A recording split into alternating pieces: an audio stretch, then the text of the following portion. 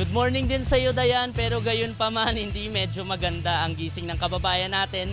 Yung marami sa atin dahil maulan ngayon sa mga oras na ito simula pa kaninang madaling araw at dahil nga dyan ay nagsuspindi na yung ilang lugar dito sa mga kalapit na lalawigan at dito sa Metro Manila. Unahin na natin yung lungsod ng Malabon at Navotas sa kasalukuyan suspendido po all levels.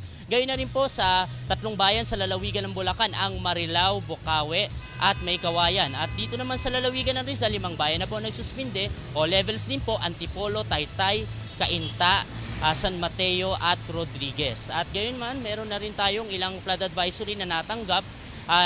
Yun dyan sa may Arpapa hanggang tuhod yung pagbaha at dyan naman sa may Pituazon at saka Quezon City, Manila City Hall ay bagamat may kababaan ng pagbaha ay nakakaapekto na po ito sa daloy ng sasakyan dyan sa mga nabanggit kong lugar. Kaya sa mga dumadaan doon sa mga binanggit kong tatlong lugar ay maghanap na po kayo ng alternatibong ruta hanggat maaga po nang tayo makaiwas sa abala. Ngayon, silipin na natin ang sitwasyon ng traffic dito sa may area ng Espanya na kilala na madalas na binabaha hanggang sa kasalukuyan ay napakabigat po ng sitwasyon ng mga papasok dito sa inner areas ng Maynila. Yan pong mabagal na sitwasyon na yan ay mag-persist hanggang dyan sa may pagitan ng Lacson Boulevard.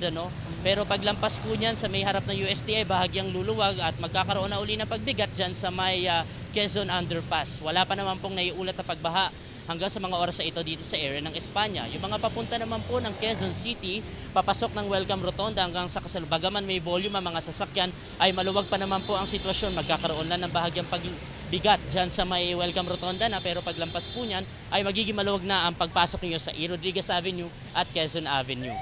At kahit maulan ay patuloy pa rin ipinatutupad ang number coding scheme. Number natin is 5 and 6. Kung ang plaka ng iyong sasakyan ay nagtatapos sa mga numerong yan, kayo po hindi pinapayagang bumiyahe simula alas 7 ng umaga hanggang alas 7 ng gabi. At meron naman po tayong window hours kung gusto nyo magamit yan. Mula po yan alas 10 ng umaga hanggang alas 3 ng hapon. At paalala ulit, dahil basa ang ating mga kalsada at patuloy pa rin ang pagulan, ingat-ingat at siguraduhin nasa kondisyon ang inyong mga sasakyan.